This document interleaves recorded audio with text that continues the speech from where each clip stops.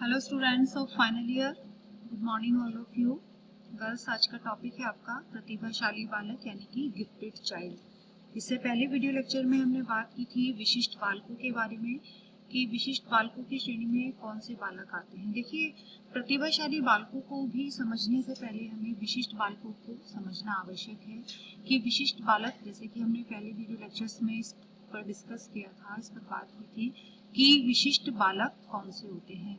विशिष्ट बालकों में की श्रेणी में उन बालकों को रखा जाता है जो सामान्य से कम बुद्धि वाले बालक होते हैं या फिर सामान्य से अधिक बुद्धि लब्धि वाले बालक होते हैं। यानी कि दोनों ही तरह के बालकों को, कि सामान्य से अधिक बुद्धि लब्धि वाले बालकों को और सामान्य से कम बुद्धि लब्धि वाले बालकों को, दोनों को ही विशिष्ट बालकों की श्रेणी में रखा जाता है। प्रत्येक बालक में जहाँ सामान्य बालक आते हैं, वहाँ बहुत से विद्यार्थी ऐसे भी होते हैं जो किसी न किसी रूप में अन्य शिक्षार्थियों से विशिष्ट होते हैं, या यह विशिष्टता जो है वो शारीरिक व मानसिक किसी भी प्रकार की हो सकती है। और उदाहरण के लिए, जैसे कि विशिष्ट बालकों के बारे में हम बात करते हैं कि कुछ विद्यार्थी विशिष्ट रूप से लंबे या छोटे, दुर्बल या बलवान हो सकते हैं। यह विशिष्टता सामान्य से आगे की ओर भी मिल सकती है और पीछे की ओर भी मिल सकती है। यानी कि जो बालक सामान्य तौर पर जो है सामान्य बालकों से अधिक या कम विशिष्टता वाले होते हैं, वो ही विशिष्ट बालकों की श्रेणी में रखे जाते हैं। तो जो आज का टॉपिक है गर्ल्स आपका, प्रतिभाशाली बालक ऐसे होते हैं जो सामान्य बालकों से अधिक बुद्धि लब्धि वाले बालक की श्रेणी में आते हैं। प्रतिभाशाली बालक ऐसे बालक जो अपनी श्रेष्ठ क्षमता एवं क्रियात्मक योग्यता के बल पर शैक्षिक उपलब्धियों में विद्यालय स्तर पर उच्च स्थान प्राप्त करते हैं और साथ ही किसी विशेष क्षेत्र जैसे कि गणित, कला, विज्ञान, सृजनात्मक लेखन इत्यादि में उच्च स्तरीय प्रतिभा भी रखते हैं। प्रतिभाशाली बालकों की श्रेणी में आते हैं। और प्रतिभाशाली छात्र मौलिक चिंतन, समझने पर बल, शब्द ज्ञान पर बल, बुद्धि का प्रयोग, तीव्र स्मरण शक्ति तेज होती है। प्रतिभाशाली छात्र की पहचान उपलब्धि परीक्षण, बुद्धि परीक्षण एवं अभिरुचि परीक्षण के माध्यम से अध्यापकों द्वारा की जाती है। देखिए, यानी कि अगर प्रतिभाशाली छात्रों की पहचान है तो उनको किस तरह से कैटेगराइज किया जाएगा कि उनके लिए जो है आईक्यू टेस्ट, उनके ठीक है रीजनिंग, उनकी स्किल्स एबिलिटी टेस्ट जो होते हैं उनके वो लिए जाते हैं और इसके माध्यम से उनको श्रेणीबद्ध किया जाता है कि कौन से बालक प्रतिभाशाली बालकों की श्रेणी में रखे जाते हैं। देखिए, जैसे कि विशिष्ट बालकों के अंतर्गत हमने पढ़ा था कि जो एक तरह से शारीरिक रूप से अपंग बालक होते हैं, ठीक है, या मेंटली रिटार्डेड चिल्ड्रन होते हैं, तो उनमें क्या होता है कि किसी न किसी तरह से मानसिक दुर्बलता के कारण जो है वो जो उनकी एबिलिटी होती है वो कम हो जाती है, योग्यता होती है कुछ सीखने की, समझने की, अधिगम करने की जो क्षमता है वो कम होती है। लेकिन प्रतिभाशाली बालक ऐसे होते हैं कि जो मौलिक चिंतन की जिनके अंदर क्षमता होती है, समझने पर बल देते हैं, साथ ही उनको शब्द ज्ञान पर उनके पूरा जो उनका जो एक तरह से कमांड होती है और साथ ही बुद्धि का प्रयोग, तीव्र स्मरण शक्ति उनकी तेज होती है। तो इसी आधार पर उनको प्रतिभाशाली बालकों की श्रेणी में रखा जा सकता है। प्रतिभाशाली बालकों से तात्पर्य ऐसे बालकों से है जो अपनी शैक्षिक उपलब्धियों, क्रियाओं तथा अपनी क्षमताओं के आधार पर विद्यालय में उच्च स्थान प्राप्त कर लेते हैं और इन बालकों की मानसिक क्षमता सामान्य बालकों की मानसिक क्षमता से अधिक होती है। ठीक है, यानी कि जो सामान्य बालक हैं उनकी जो मानसिक आईक्यू लेवल जो है, उनका जो बुद्धि लब्धि होती है उससे अधिक होती है।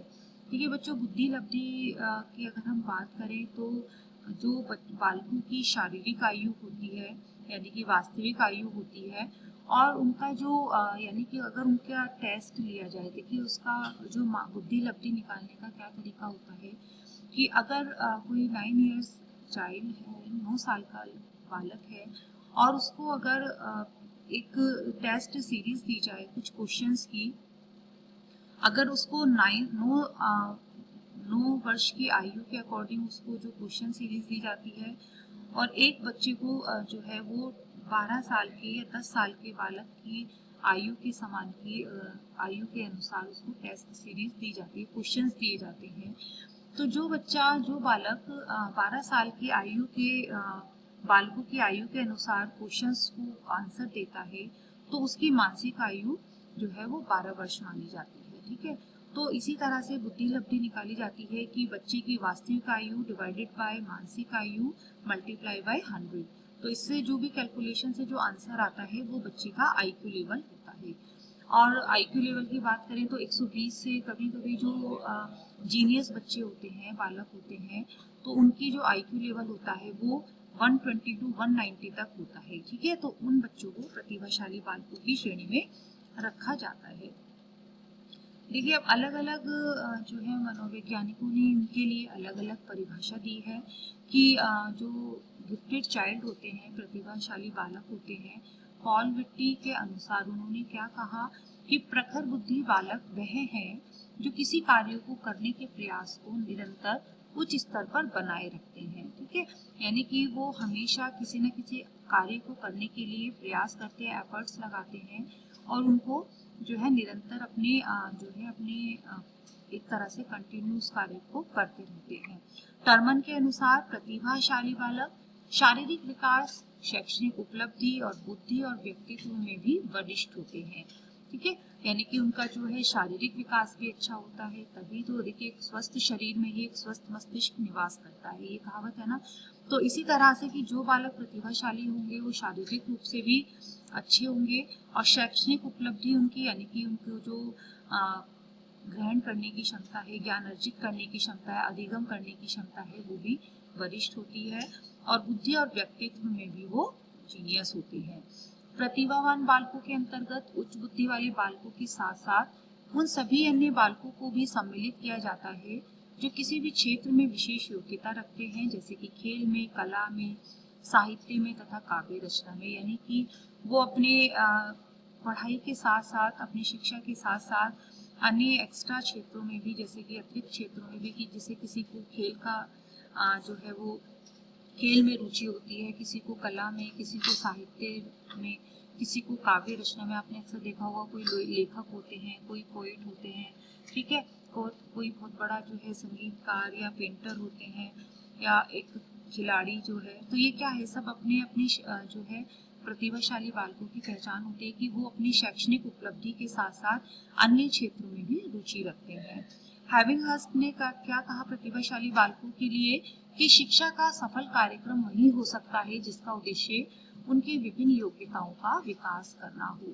ठीक है, देखिए उन्होंने इस तरह से बताया कि प्रतिभाशाली बालकों के लिए कि शिक्षा का सफल कार्यक्रम वही हो सकता है कि जिसका उद्देश्य उनकी विभिन्न योग्यताओं का विकास करना हो। कि एक तरह से शिक्षा, देखिए शिक्षा, मान लीजिए एक टीचर है, वो क्लास में सभी को एक समान लेक्चर देता है, ठीक है, किसी को एक्स्ट्रा कुछ नहीं टाइम देता, सबको एक सही लेक्चर डिलीवर करता है, लेकिन वो अपने बच्चों की, स्टूडेंट्स की, विद्यार्थी की अधिगम करने की क्षमता है कि कौन बच्चा उसको जल्दी अधिगम करता है, उसके कहे हुए बातों को, उसके कहे हुए लेक्चर को, ठीक है, और कोई बच्चा उसको देर से अधिगम करता है।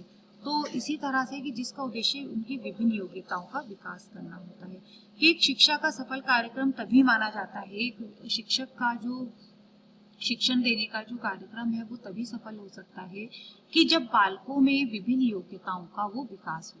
ठीक है, उसने जो बताया, उसने जो ज्ञान दिया, जो उसने किसी भी टॉपिक से रिलेटेड जो बात कही है, जो लेक्चर दिया है, तो वो तभी सफल हो सकता है कि जब वो बालकों में अलग अलग योग्यताओं का विकास कर सके। ठीक है, वो चीज अलग है कि वो बालक अपनी रुचि के अकॉर्डिंग उसको अधिगम करता है। अब बात करते हैं बच्चों प्रतिभाशाली बालकों की विशेषताओं के बारे में। कि प्रतिभाशाली बालकों की विशेषताएं के आधार पर उनकी पहचान आसानी से की जा सकती है। प्रतिभाशाली बालकों की बुद्धि लब्धि 120 से अधिक होती है। ठीक है, जैसे कि मैंने भी बताया आपको पहले कि 120 से लेकर 190 तक बुद्धि लब्धि वाले बालक ही प्रतिभाशाली बालकों की श्रेणी के अंतर्गत आते हैं। कोई भी पाठ जो है वो आसानी से सीखना, इन बालकों की स्मरण शक्ति उच्च स्तर की होती है। ये बालक सामाजिक गुणों का आदान प्रदान सरलता से कर लेते हैं और समाज तथा सामाजिक कार्यों में भी सरलता से सामंजस्य स्थापित कर लेते हैं। ऐसे बालकों में अच्छी पुस्तकों को समझने की प्रवृत्ति भी अधिक होती है। देखिए आपने अधिकतर देखा होगा कि जो प्रतिभाशाली बालक होते हैं कि उनको एक्स्ट्रा कोचिंग की, एक्स्ट्रा ट्यूशंस की जरूरत नहीं पड़ती, क्योंकि वो खुद ही अपने आप समझकर जो है अपने बुक्स के माध्यम से वो अपनी पढ़ाई पूरी कर लेते हैं, अक्सर देखा जाता है। तो ऐसे ही बालक प्रतिभाशाली बालकों की श्रेणी में रखे जाते हैं। पाठ्य विषयों में अत्यधिक रुचि या अन्य उच्च बुद्धि लब्धि 130 से 170 तक भी होती है। रुचियों का प्रतिभाशाली बालकों में सीखने की गति अधिक होती है, जोखिम उठाने की क्षमता, नेतृत्व कौशल का होना, चरित्र एवं व्यक्तित्व जो है अन्य बालकों से भिन्न होता है और उच्च प्रतिस्पर्धात्मक गुण भी उनके अंदर होता है। उच्च प्रतिस्पर्धात्मक गुण क्या होता है बच्चों की, एक तरह से कंपटीशन में पार्टिसिपेट करना, ठीक है। अक्सर देखा जाता है कि जो बच्चे क्लास में टैलेंटेड होते हैं, इंटेलिजेंट होते हैं, वो ही अधिकतर कॉम्पिटिशन्स में पार्टिसिपेट भी करते हैं। ये बालक सामाजिक गुणों का आदान प्रदान सरलता से कर लेते हैं और समाज तथा सामाजिक कार्यों में सरलता से सामंजस्य भी स्थापित कर लेते हैं। ऐसे बालकों को भावनात्मक तथा मानसिक विकास भी अन्य बालकों की तुलना में उच्च कोटि का होता है और ये छात्र अमूर्त विषयों को सीखने में भी अधिक रुचि लेते हैं। प्रतिभाशाली बालकों में किसी भी विषय को सीखने की गति तथा उस विषय से संबंधित प्रश्न तथा उत्तर देने की गति भी तीव्र होती है। प्रतिभाशाली बालकों के लिए शिक्षा की व्यवस्था, देखिए प्रतिभाशाली बालकों के लिए विशेष शिक्षा की आवश्यकता पड़ती है। ऐसे बालकों को शिक्षित करने के लिए अध्यापकों को भी विशेष रूप से प्रशिक्षित होना अनिवार्य है, यानी कि जो अध्यापक हैं वो भी ट्रेंड होने चाहिए।